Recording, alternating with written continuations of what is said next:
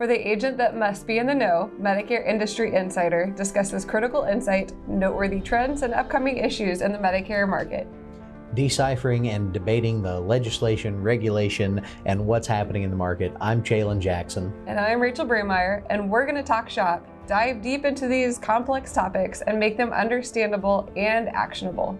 If you've ever wondered where the world of Medicare is going and how to prepare for the future, Medicare Industry Insider is the resource you've been looking for.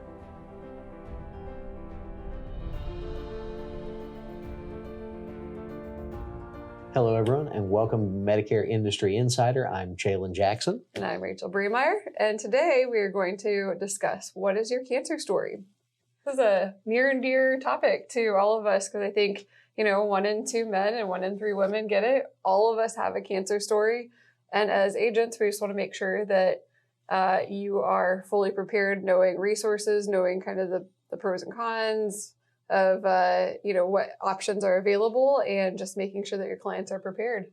Absolutely. I think with cancer, it's so easy to make this a narrative of concern and dread and make it a little scary for your clients. And I think that's really not the best way to talk about it. There's so many resources, so many good outcomes in the world of cancer these days that I think really the goal here is to look over some of this data, some of these resources, some of the things that are going on in the world of cancer research and cancer treatment, and make sure that, like, when you're telling your cancer story, make sure that you're putting your clients in a position to where their story is one of hope and health, not one of fear and financial devastation. Absolutely. And I think hopefully by the time we are finished listening to this podcast that you will have a similar feel as us of, there are options, there are things that you can discuss with your client. But I think the most important thing is actually talking about it and not sweeping this particular illness under the rug. And it is something that is if you were going to buy a lottery ticket, if you had a 50-50 chance, you'd probably buy one. So making sure that your clients are aware of what is available and how they can protect themselves from financial devastation. So we'll discuss all of that today. But some statistics I just want to bring up because it is kind of crazy is 1 out of every 5 deaths in the United States is due to cancer. We mentioned this before, but 1 in 2 men, 1 in 3 females will get cancer in their lifetime. Sure. So we're looking at a very large population that needs to have this conversation and needs to have you as a resource to have that conversation as well.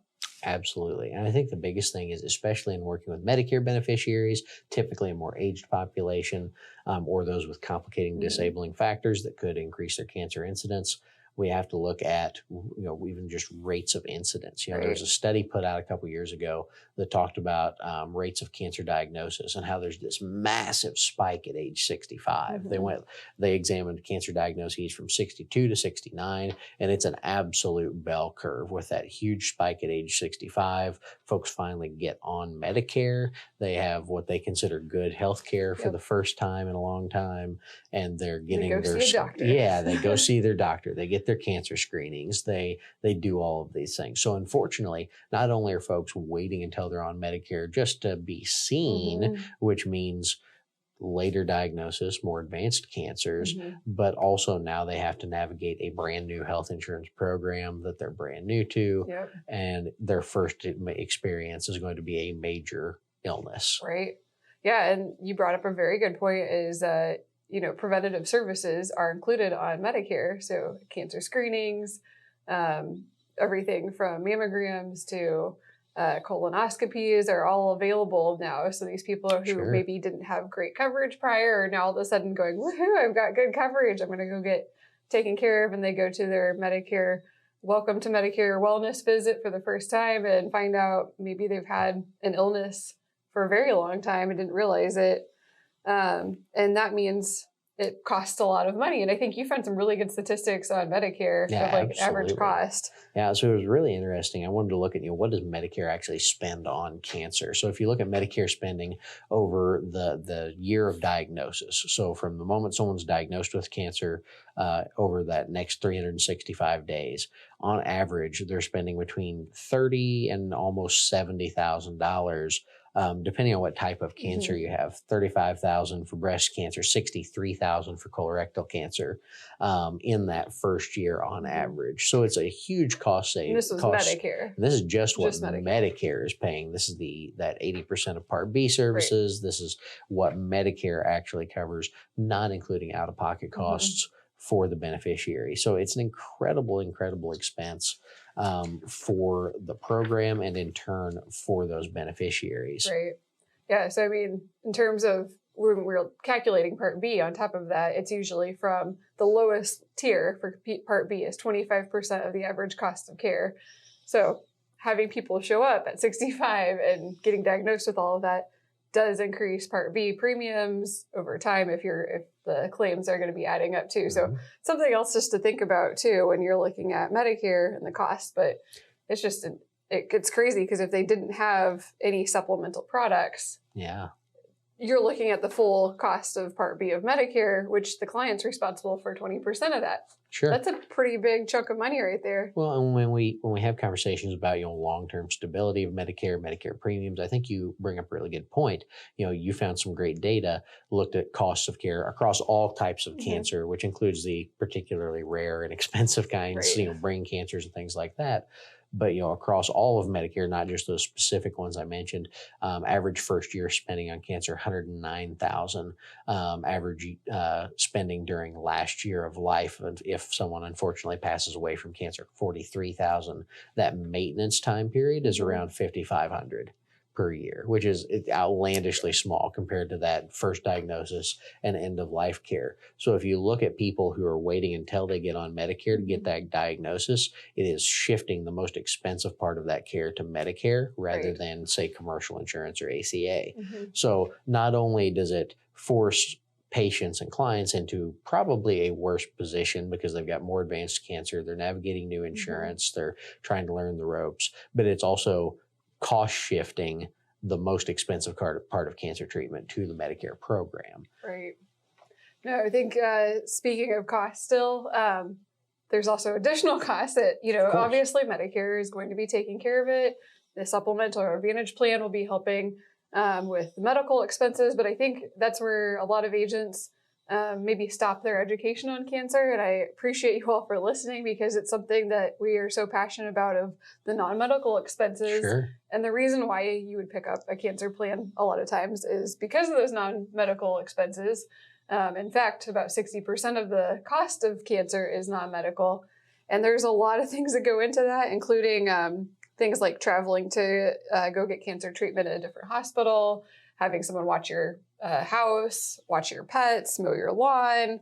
Maybe it's gas in hotels. There's so many extra things that go into the non-medical expenses as well. Absolutely.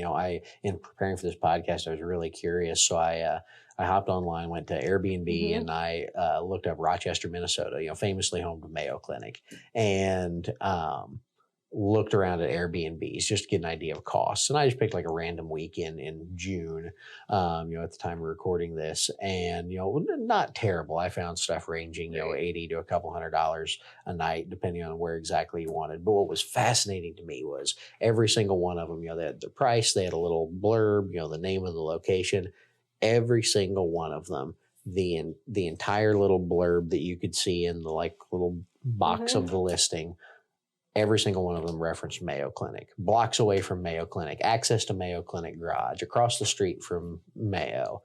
That is, absolutely what Rochester's known for at this point in certain circles. But it's so common to have to travel for that care, maybe because there aren't, we've talked a lot about access to care in past episodes. Maybe there is not access to appropriate care in your particular area, or maybe someone specializes in your type of cancer somewhere else. One of these major cancer centers, MD Anderson, Mayo, Sloan Kettering, lots of places around the country that really specialize in advanced cancers, certain types of cancers, cutting edge technologies that people may want to travel to. Yeah, and you brought up a good point of some of the hospitals that are known for cancer, they're, your state may not have one. So you're Sure. traveling, you're looking at, Texas, MD Anderson, you're looking at the Memorial Sloan Kettering Cancer Center in New York, Mayo Clinic in Minnesota. So you're traveling all over the place to find the cancer care that you need. And I know in a past episode, we were talking about caregivers. A lot of times you're not traveling alone. You're traveling with someone. Sure. So you're looking at people taking off work. You're looking at, cost of gas. You're looking at the hotel, the Airbnbs that you're potentially picking up. So the non-medical expenses are something that a lot of people don't think about. I mean, who wants to think about getting cancer? Like Sure.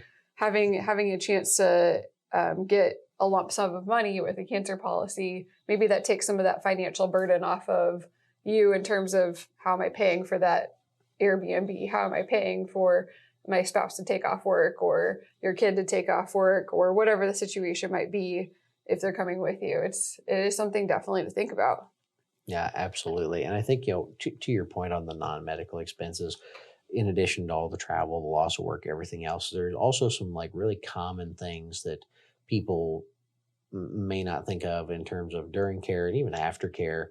Things like wigs, cosmetic items, special foods, things that may not be a medical need, Right. but may drastically improve, morale, self-esteem, some of those non-medical things that can really actually help drive outcomes. Right. So, you definitely don't want costs to be the reason that Right. you have a bad outcome just because you're concerned about looks or not being able to afford special foods that you could actually keep down after going through months of chemo or radiation. So I think that's a big thing to call out. And also just looking at some of the things like we saw a testimonial from a leukemia survivor in Alaska working with the American Cancer Society to talk about survivorship. And, luckily this person is in remission, but they still have adverse effects from treatment. 2 to 4 days a week in the doctor's office, had to be treated out of state twice in 2019. Every time they go out of state, they're spending at least $1,500. Luckily, their husband's well enough to work, which helps pay for medical bills and expenses, but it's still a financial strain. I'm still not able to return to work, so we're on one income right now, and I don't know how others who don't have a moderate salary are able to afford it. Also things like access to care in the future. This person referenced the Affordable Care Act. If something ever happened to the ACA, I would likely be penalized for pre-existing conditions. So nervous about medications, physical therapy, treatments, diabetic supplies that might not be covered. So I think there's, that kind of sums up in just a few sentences, like the incredible number of concerns that someone going through cancer is dealing with. And I think, one of the big ones that's maybe not talked about enough, if you look at some of the statistics on cancer and divorce, it can really strain a marriage. I bet. And unfortunately, sometimes that's a financial strain. Maybe it is. We've all unfortunately probably heard and seen about Medicaid divorces, where folks may end a loving and long-lasting marriage because if they're not married, maybe they qualify for Medicaid. Yep. And that's a really unfortunate reality to have to face. But beyond even those cases, it is an incredible strain on relationships that a lot of people aren't prepared to deal with. Thinking about a close family friend, she got cancer. She's in remission now, but she even talked about that people are so uncomfortable talking to someone who has cancer because they just don't know what to say. Sure. That she lost so many friends in the process, which I just think is like not a thing that you think about, but you need that support team whenever you are going through cancer. Also, of having people reach out and check on you and maybe pick up the phone and call you while you're getting chemo or, all that kind of stuff. But it's such an uncomfortable thing for most people that they would rather just not have you as a friend if they don't have to have that conversation anymore. Sure.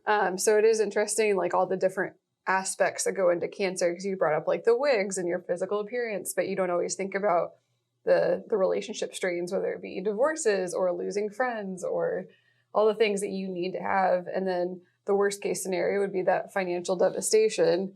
And then in addition to that, when you're looking at cost, maybe you're not going to a facility or something that is actually covered by Medicare. Maybe you want to be in a clinical trial, or maybe you're taking drugs that are not FDA approved. And so in that case, that potentially could add additional expenses on top of your cancer care. It is an interesting thing to look at. Yeah, absolutely. And I think, one thing that we're continuing to see a lot of conversation about is just the medications related to cancer. I know we've talked a little bit already about, some of the costs non-medically, but even medical costs can oftentimes have huge out-of-pocket expenses.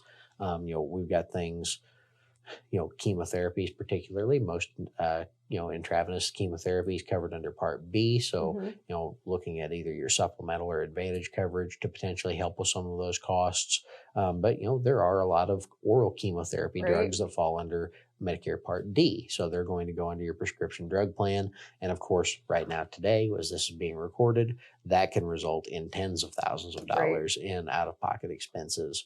As we look towards some of the provisions of the most expensive drugs that when we're looking at when we're running drugs for people, it's always, cancer drugs are one of the highest, most expensive and costly drugs. And we've even had people stay on the group plans because it might have been cheaper to do that than go on to Medicare when you're looking at drugs. That's not going to be the future. We're looking at the Inflation Reduction Act in 2025 with the $2,000 max cap for expenses on your Part D.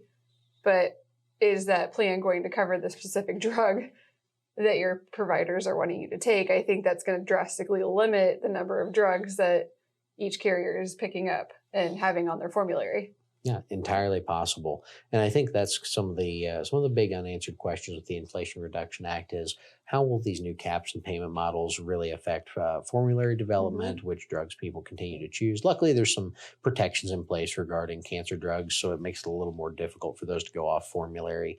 But it definitely is still a concern for a lot of folks. And I think the biggest thing, and this has long been the challenge in healthcare, is just the unknowable nature of billing. We're working towards a lot of great transparency tools and things like that in the healthcare industry. So it's a little easier to get an estimate of what you can expect to pay out of pocket.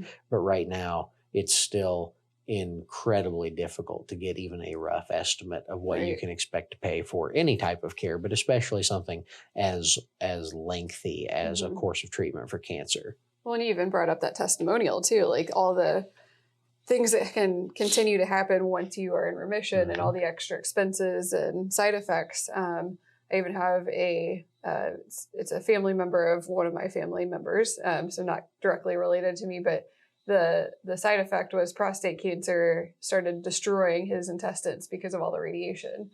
So it's a side effect from the treatment for cancer, but now he's, bleeding and having all these side effects that now he's going to the doctor for, even though he's in remission. His, gut area is just destroyed. So, you just don't know to recover from cancer, all the different side effects that you potentially could run into and all the extra expenses, like you said, that you may incur even after you're in remission, which is just, it's so frustrating to have something that 1 in 2 people, 1 in 2 men, 1 in 3 women are going to get and to have no idea what you're going to be spending on it. It's just really sad. Yeah, absolutely. And, I think that rising cost is one of the most horrible things that we look at. And, another provision of the Inflation Reduction Act that we were just talking about, kind of capping some of those price increases, at least in line with the rate of inflation.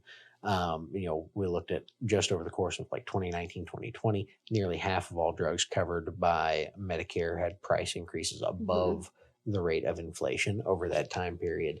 And we've seen, just this year around 25 drugs that hit that cap with Medicare and actually did see reduced costs due to this new provision. But another big thing is kind of some of the drugs that maybe are covered, but only in certain cases, such as anti-nausea drugs. Very, very common amongst chemotherapy and radiation patients to need some kind of anti-nausea medication. But unfortunately, it is often not covered unless you start experiencing those symptoms within a certain time frame after your treatments. So it can be difficult to access some of those drugs or expensive to access some of those drugs. 100%. Yeah, and I think continuing along the lines of expenses and how much it costs, you're looking at accessibility of treatment on top of that. So you can add in like caregivers. Is the hospital in your local community, does it actually have the ability to take care of you? Are you able to continue to go to your rural doctors, rural hospitals, or are you going someplace else? And that also brings into the account of continuity of care too. You're looking at 5 different doctors, and I think you even brought that up with your own family. Like you've had that issue of continuity of care because of accessibility. Yeah, absolutely. So when my mother was battling breast cancer a couple years ago, started out down here in Columbia, a 2-hour drive from home, because that was the nearest serious oncology department to where they live, and started getting treatment. Their doctor recommended some second opinions from folks who specialize in her type of breast cancer, sent them to St. Louis to meet with a couple oncologists over there, ended up sending them to Kansas State to meet with some additional oncologists. And for a while, that was where my mother was receiving treatment, almost 5 hours from home in Kansas. And luckily, once care was kind of established, they were able to move that plan of care to a closer infusion center where she could receive treatments, but still going for regular checkups, 5 hours away. The infusion center was still here in Columbia, 2 hours away. Put a lot of miles on the old car that year. And I know your dad helped quite a bit, but I know you were also involved in like helping them occasionally with driving. So that also adds to like the additional caregiver. Like you were having that unknown stress in the background of when is that next appointment? Am I going to have to help them? Am I going to have to drive? Am I going to need to arrange for childcare for my own kid? I know you had all of that going on in the background too during all of that. Absolutely. On top of, the stress of worrying if she's gonna beat cancer too. I know that's never fun to have in the background. Yeah, also. Absolutely. The other thing that we wanted to bring up is preventative care. So we know that I think you brought up a really good point in the very beginning of the podcast of people going in for their welcome to Medicare visit, and then that's when they get diagnosed. But there's a lot of ongoing preventative care that is covered by Medicare, like pap smears and mammograms. Actually, recently, in the last 2 or 3 years, they changed the pap smears from being yearly to biannually, so once every other year, which going into the ICD-10, I've run into personally with some of my clients where billing is not coded correctly. Sure. So if your client has had an abnormal test, they can get a second test within 12 months, and it be covered. But that sometimes is not the case. Sometimes they're billing it as just a normal pap smear, and then Medicare is looking at going, well, you just had one last year, so we're not covering this year. So I have to go back and recode it saying that they had an abnormal find, and it just causes so much extra everything, extra expenses, extra time, extra stress, because of course that person's calling saying, what the heck, like it was abnormal. I was told I needed this. Why am I getting this bill? So on top of that, kind of going back and forth of, yes, preventative care is covered, but the government and studies are constantly looking at how often should each one of these preventative cares be looked at and be covered. Sure. Well, and even things like certain types of treatments, mammograms are really effective for detecting certain types of breast cancer in certain people. But, there's also like a large percentage of the population that has like abnormally dense breast tissue. Nothing wrong with it. They have denser tissues than other people, so standard mammograms aren't an effective diagnostic tool. They may need another type of screening that is not covered or requires prior authorization or things like that. That's one of the big things that we're seeing, even as prior authorizations across the entire healthcare industry are experiencing a lot of scrutiny right now. Several bills making their way through Congress right now regarding prior authorizations, creating new electronic systems to make it faster. And even in the wake of all of this skepticism and scrutiny, we're seeing certain carriers talk about adding more prior authorizations for certain cancer screenings. So it's definitely something that's going to be continue being an issue of access to those screenings, how often they can be performed. And of course, there's standardizations in terms of people who are high risk, people who have histories of cancer, things like that make it pretty easy to access. But that's, not even counting actually getting someone to go do it, much less Right. getting it covered. I know one of these days I'll be in You that don't want to age go. group where I have to go get my first colonoscopy, and that's that is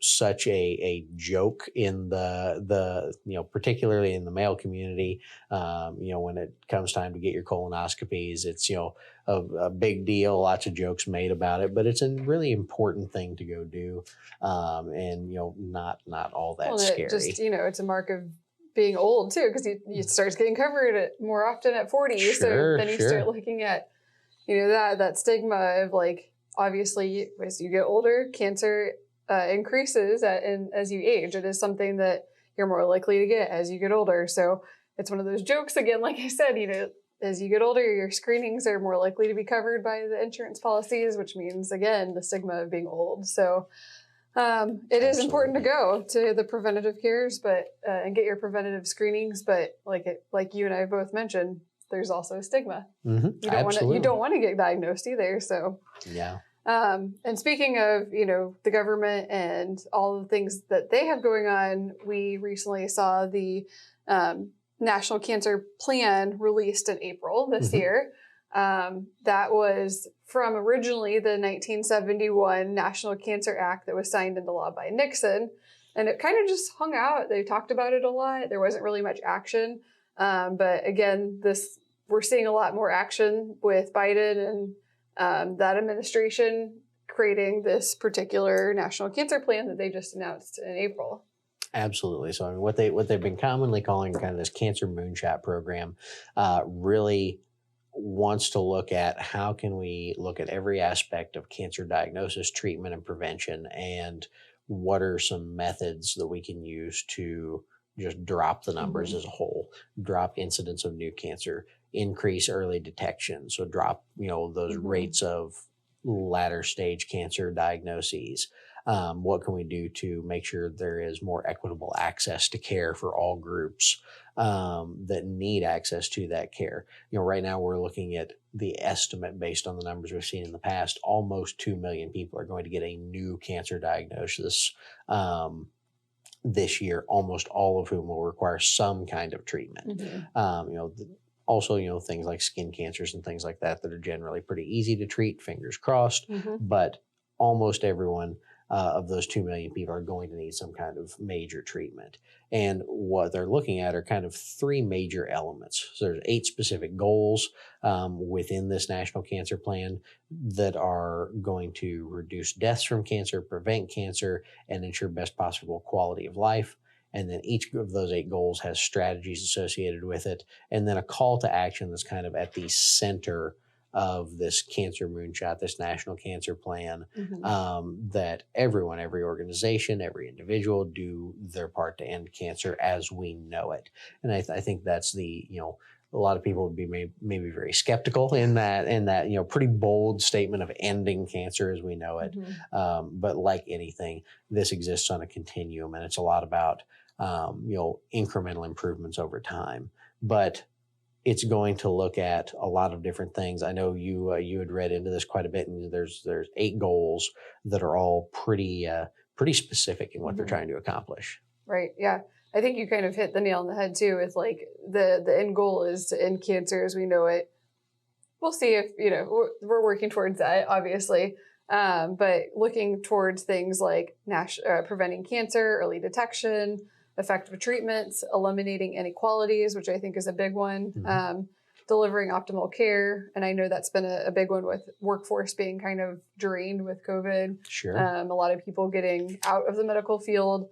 So making sure that they deliver optimal care, optimize workforce, engaging every person, making sure they're going to their preventative care, and maximizing the data that they have collected to help prevent cancer. So I think, like you said, they've got the goal, the strategies, and the call to action with each one of these 8 goals.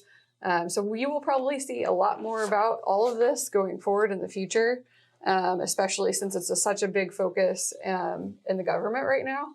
I'm sure we'll start seeing lots of bills passed, lots of changes to treatments, lots of adjustments in terms of access to care. So we'll definitely be keeping an eye on that and keeping our fingers on the pulse of what is going on with this particular call to action for the government. But I think we want to end this with some action plans for you as an agent. And I think Sure. one of the best things that you could do is just educate yourself on what is available for you to help with with your client. So cancer policies, and also studying and looking around at your local community and your local hospitals. What do those local hospitals cover? What do they specialize in? And if they're not a specialist, how far is your client going to have to travel? We talked about a lot of travel expenses throughout this podcast too. Yeah, absolutely. And I think the biggest thing for me is just having a good understanding of cancer. Like we said, long term, on that scale of someone's career, it's really, really likely that a huge number of your clients will face cancer at some point. Now, of course, we all hope that it's one of those easy, quote unquote, easy cancers that, maybe they need a quick surgery, one or two treatments, a couple years of anti-cancer meds, and it's relatively painless, although still very expensive. But when someone calls you up and says, "Hey, I got the call from my doctor," which actually just happened to one of my previous clients today, right before we were recording this, I saw on Facebook that they got the prostate cancer diagnosis. So when someone calls you and says, "Hey, I got the call from my doctor," what do we do? Understanding where to direct them, and I think that's a big ask of agents everywhere, is just be educated on how the plans you're marketing cover cancer care, what resources that client is going to need in terms of finding specialists, network access, having those tools at your disposal to be able to assist with those conversations involving, I know we've talked in other episodes about caregivers, making sure you have a process to involve caregivers and the people that are going to help get them to those appointments. Or if they don't have a caregiver, looking at, what their plan may offer in terms of auxiliary benefits that may provide transportation or access to caregiving services to help get them where they need to go and give them the absolute best shot at recovery. And furthermore, I think the real thing is just getting involved in the community. If you're going to be out there and be an agent and offer products in this space, and work with your clients to provide those good outcomes, be seen as an advocate, be working with your local charities, whether that's, local branches of American Cancer Association or Susan G. Komen or some other national organization, or like many places, most local communities are going to have a local charity, maybe named after a beloved community member, or maybe just kind of a local affiliate of a larger organization. Get involved with those organizations so you can be seen, so you can contribute, bring in experts. A lot of people as an industry expert on the insurance side.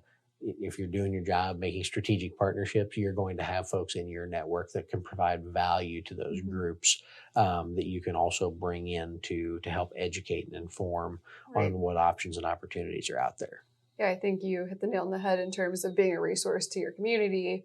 Being involved in the local charities, knowing who is available. And a lot of times there are extra local foundations that can help people as well, especially since we know how much it costs to have cancer now.